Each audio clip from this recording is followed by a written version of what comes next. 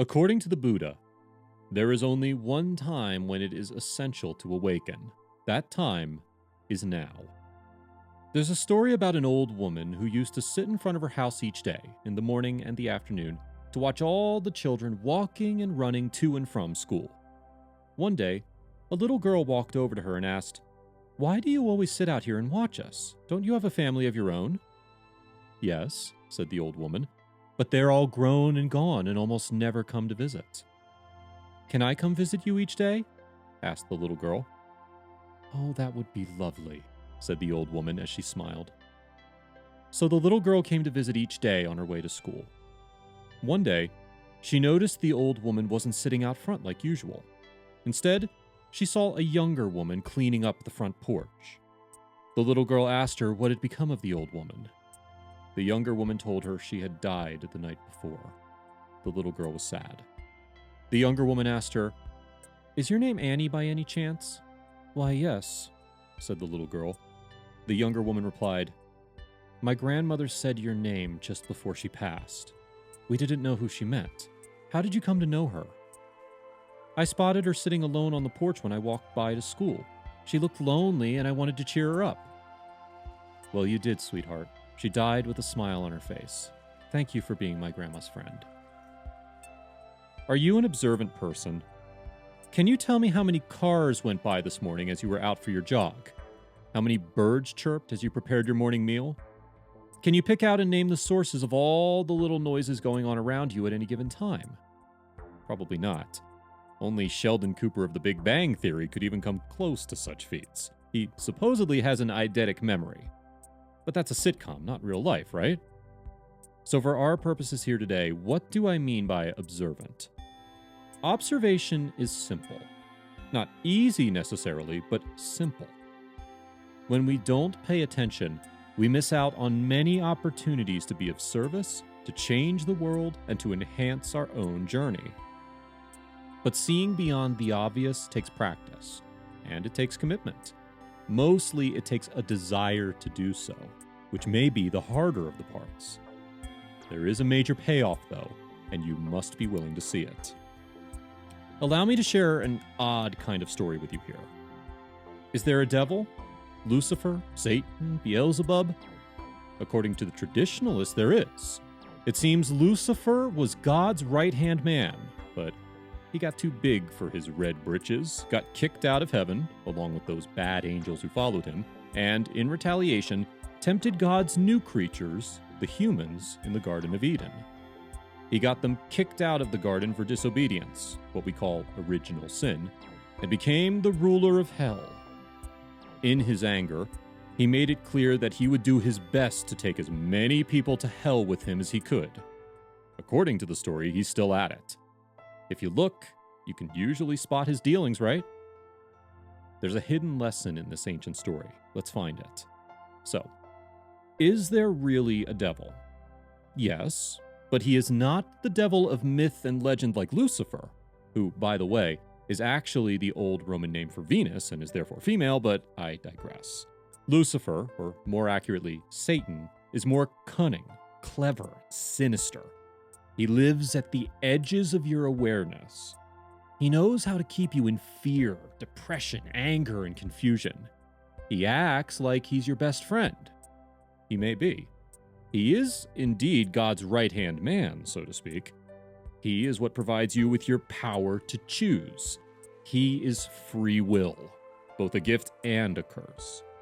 Your job is to learn how to use the gift and tame the curse. You have to watch him closely. Here's how. Okay, we've had the story and the lesson, now the practice. It consists of only one principle. Do the least harm and the most good. Simple, yes. Easy? Hardly. To practice this with real and true expertise is called enlightenment, awakening, the kingdom within. Most make it a rule rather than a lifestyle, but not you. You are learning the truth about manifestation. You are becoming a true adept. That is, one who has discovered an openly hidden secret. And the journey is worth it. Here's the challenge. How do you put the principle of the least harm and the most good into practice? You listen. Truly listen. It's one of the greatest gifts you can give. It serves the other and it serves you. Learning to listen with heart and mind is the first step to awakening. If you elect to take the challenge, your work is cut out for you. You have lifelong habits that will jump up and show themselves to you at every turn. They will insist on priority, first place, me, me, me. That's the nature of habits, both good ones and not so good ones. But you're up for it.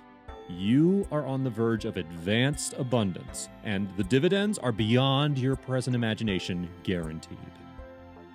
To close out this video and session, a quote from Thomas Huxley. Perhaps the most valuable result of all education is the ability to make yourself do the thing you have to do when it ought to be done, whether you like it or not. But you like it, or you wouldn't be here. And it's so good for you and for all of us that you are. Come visit this session again, and as many times as it takes to create the habit of doing the least harm and the most good. For you, for us, for the world. In our next video and session, Be Ready, you'll discover how to prepare yourself for manifestation. How to be ready to receive all that the universe has to offer. It's a real trip. Don't miss a moment of it. Namaste. The divine in me recognizes and acknowledges the divine in you.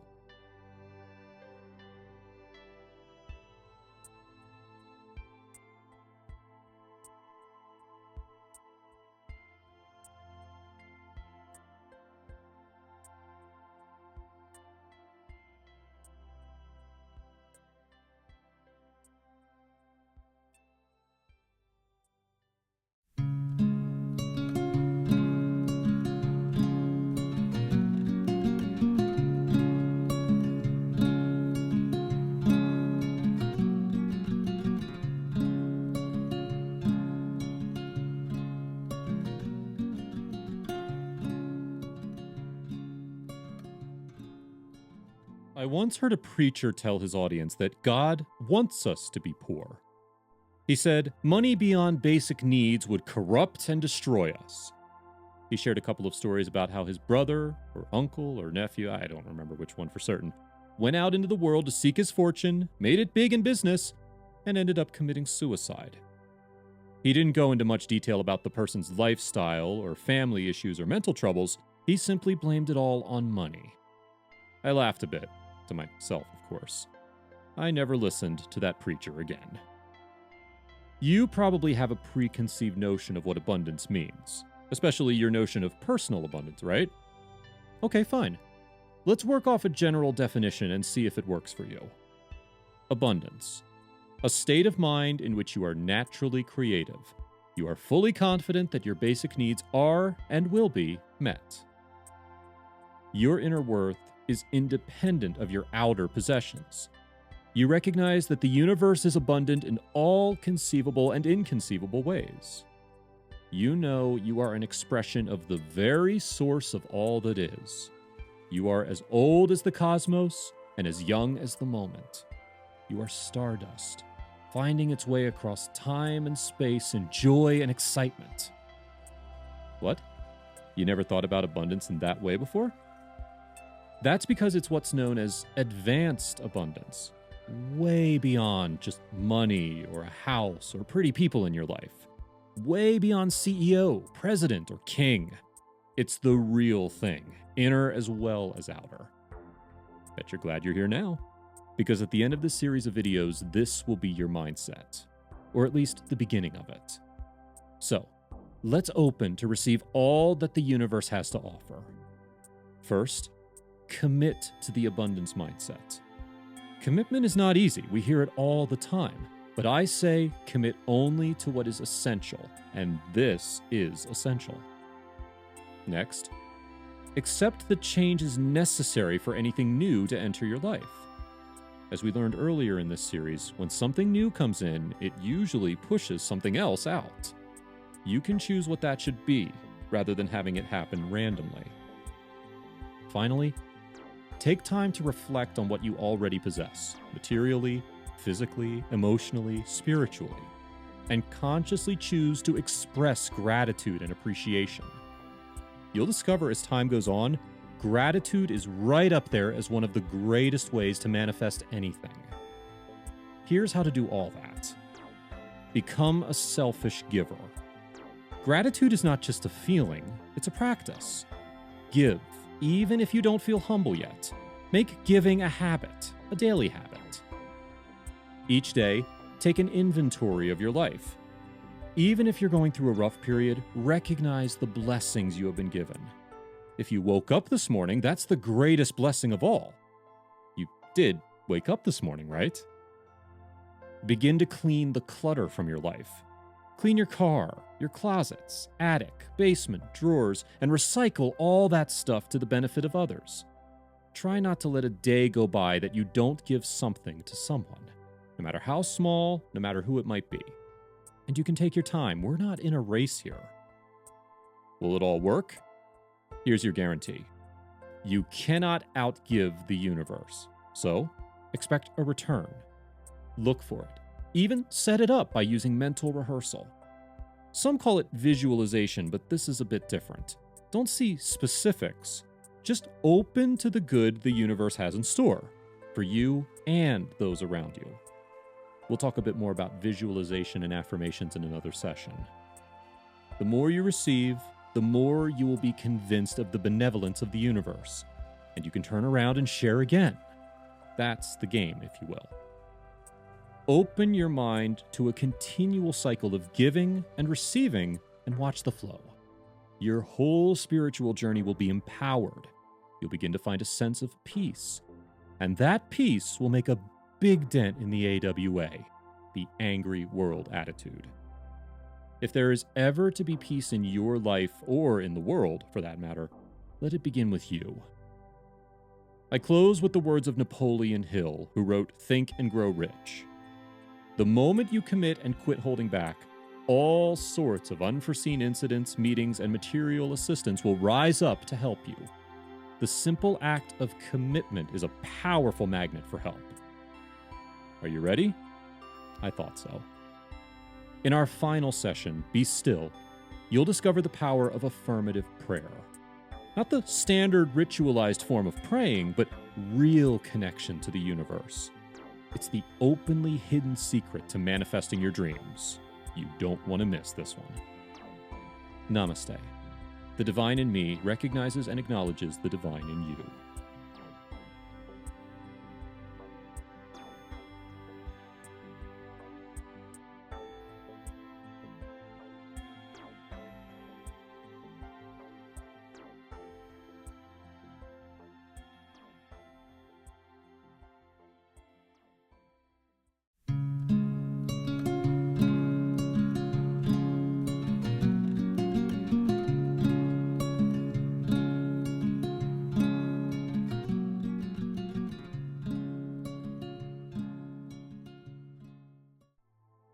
Most people you know grew up influenced by some sort of prayer routine.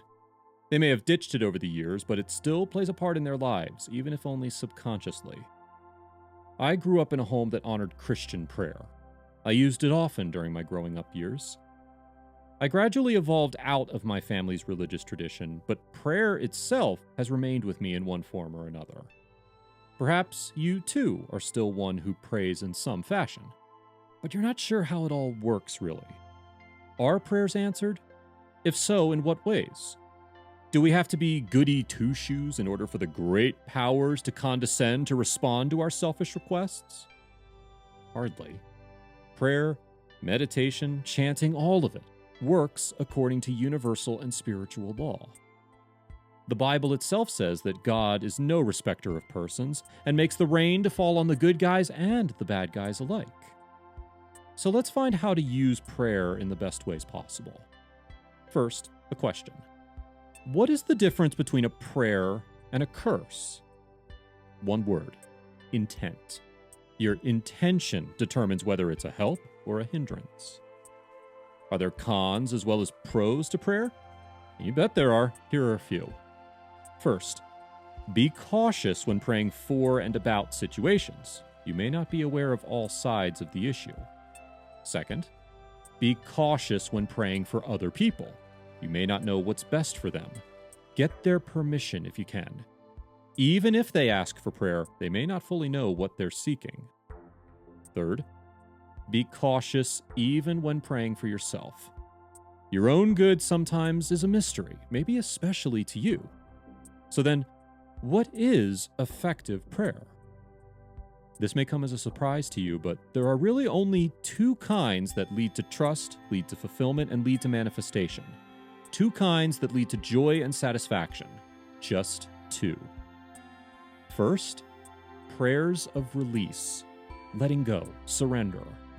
Surrender is not giving up. Giving up says nothing else can be done.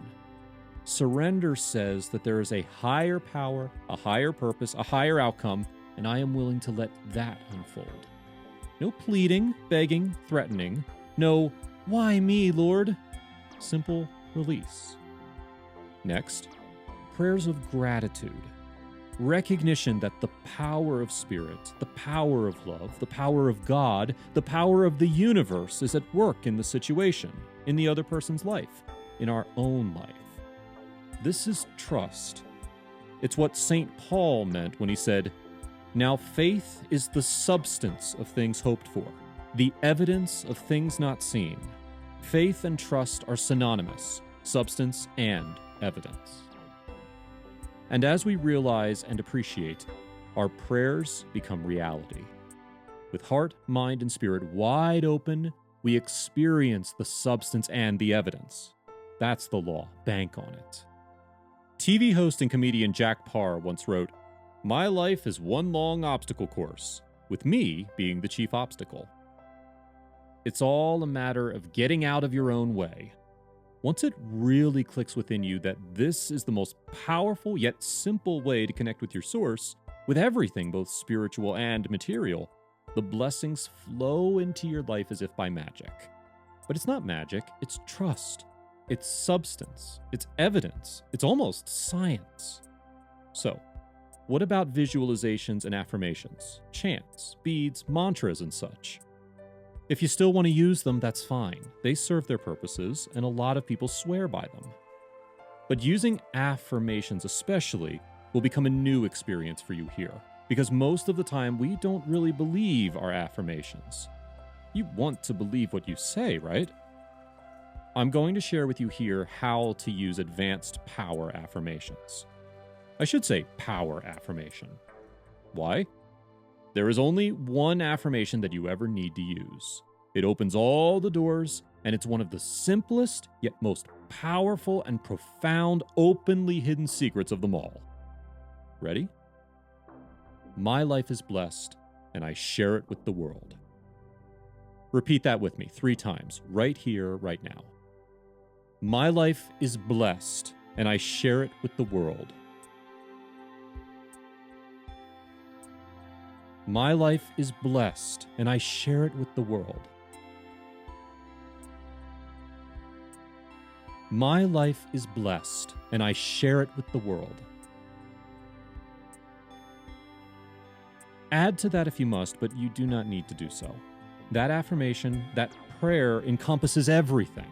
Gratitude, service, love, self-appreciation, all of it. I leave you with that affirmation. And know for you that if you use it on a regular basis, you'll begin to notice shifts in your life experience in the direction of what you truly want for yourself and the world. You are now in the advanced abundance vanguard. Be wise, be willing, be ready, be sharing, be open, be observant, and be loving. Thank you so much for being with me on this incredible journey. To get the most out of it, I highly suggest you listen to all of the sessions several more times. Get it into your heart, your mind, your spirit, and your life. And let me know the new joys you experience. Be sure to share this series with others. They'll thank you for it. Namaste, which means the divine in me recognizes and acknowledges the divine in you.